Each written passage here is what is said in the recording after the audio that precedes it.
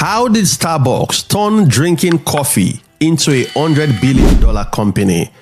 Let's find out by examining 3 lessons from Howard Schultz's life. Number 1, think differently. Howard was born in 1953 in Brooklyn, New York, and raised in poverty in a public housing project. His parents had to work long hours to support the family and could barely make ends meet. But he had determined he would not be as poor as his parents were. Young Howard turned to sports and played football, basketball, and baseball. His dedication to sports paid off as he was granted an athletic scholarship to Northern Michigan University. As he was leaving New York to go to university, he was carrying one memory with him. His father had never gotten ahead in any of his low-paying jobs, and he was rarely shown any respect by his employers. Schultz said, "I watched my dad's self-esteem fracture." When Howard was just 7 years old, his father fell and broke his legs while delivering diapers, and he lost his job. There was no medical insurance or savings, which led to his father lying on the couch, hopeless, crushed, and defeated. That left a permanent mark in his memory as he used to sit on the staircase of their building, dreaming of a better life.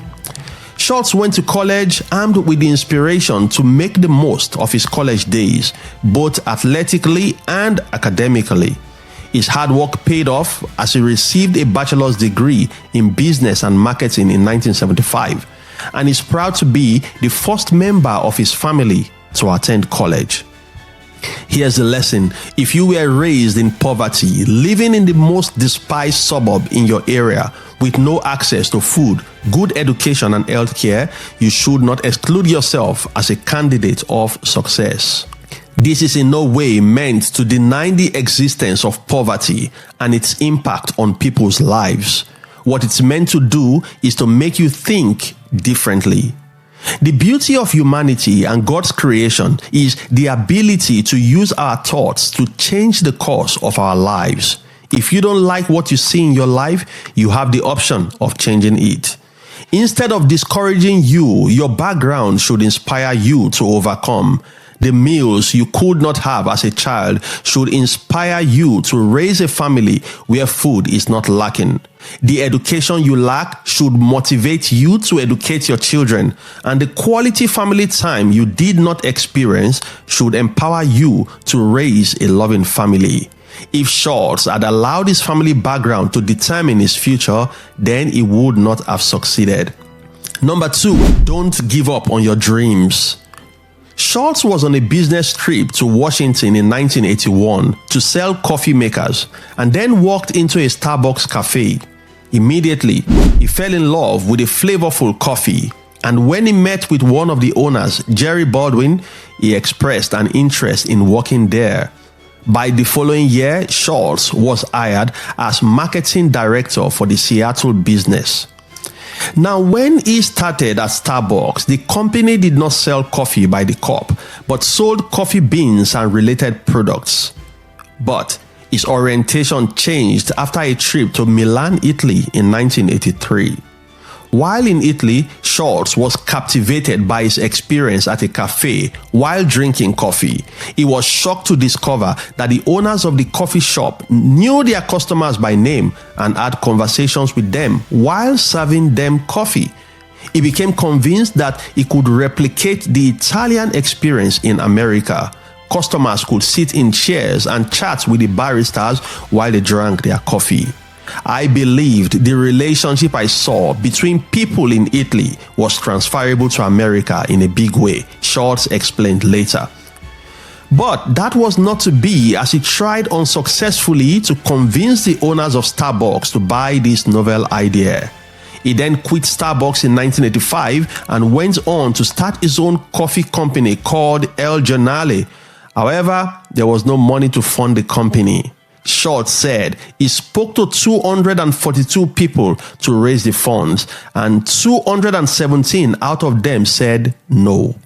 The rejections did not stop him, and he finally got enough people to invest in the business. He then worked hard to open the first coffee shop where he could replicate the Italian experience. The cafe was growing and it was planning on opening more stores when an opportunity came along in 1987. The owners of Starbucks, facing financial problems, decided to sell the company. So, they approached Schultz. They told him if he could raise the money, he was the right guy to acquire Starbucks. It was great news to him, but the problem was that he did not have the $3.8 million. They gave him a time frame for raising the money, just about 60 to 90 days. But if he could not raise the money, they would have to sell it to someone else, unfortunately. In desperation, he went back to some of his investors to raise the money, and after about 30 days, he had raised only a third of the money. Now, after about a week or so, while chatting with the Starbucks owners, they revealed that they had an all-cash offer to buy the company. When Schultz asked who it was, it turned out it was one of his investors, and this guy had all the money in the world to buy the company. Heartbroken and confused, Schultz spoke to his friend who introduced him to Bill Gates Sr., that's the father of Bill Gates, who was a titan in Seattle at the time. The next day, Schultz met Bill Gates Sr., and after narrating the story to him, Bill Gates Sr. then takes Schultz into the other guy's office and tells him to back off from the deal. Surprisingly, the other guy agreed. Bill Gates Sr. and his then not so famous son, Bill Gates, helped Schultz and he bought the company. Here's the lesson. Don't give up on your dreams, no matter how much adversity you face. You are never going to achieve it on a platter of gold, as no one does. Imagine if Schultz had not given purchasing Starbucks a shot because he had no money. Imagine if he had given up when he was rejected 217 times.